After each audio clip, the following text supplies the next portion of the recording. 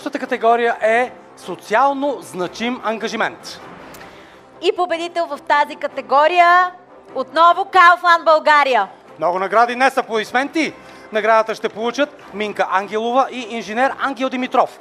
Минка Ангелова и инженер Ангел Димитров от отдел нови проекти и модернизации на Kaufland България са сред основните двигатели зад проекта за реставрация на сградата на Централни хали. Минка е с дългогодишен опит в компанията с фокус върху планирането на новите локации. Ангажирана е и с реализацията на проект Централни хали от самото му начало, като част от работата и по проучването и придобиването на правото на собственост, както и отговорността за снабдяване с всички необходими разрешителни.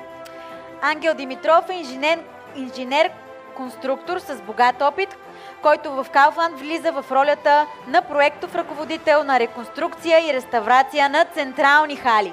Централните хали в сърцето на София са пресечна точка на минало, настояще и бъдеще.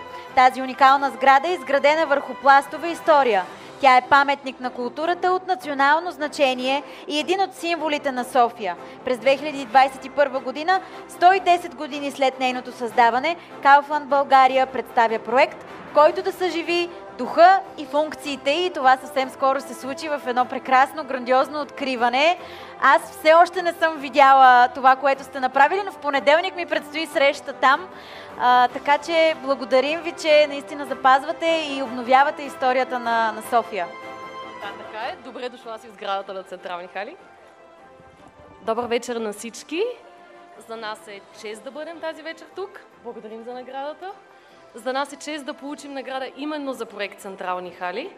Ангажимента на Kaufland България във връзка с реставрацията на тази знакова за всички нас сграда беше да възвърне нейните социални и културни функции, да превърне пространството в място, в което влизаш с гордост и усещаш духа на историята. Вярвам, че се справихме.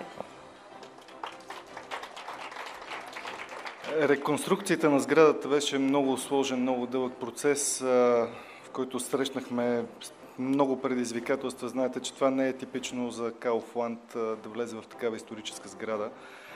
През цялото време ни водеше желанието да възвърнем автентичния вид на сградата, така както си го е представил архитекта преди един век, и да дадем шанс на софиянци да усетят духа на сградата и нейното величие, както е била замислена.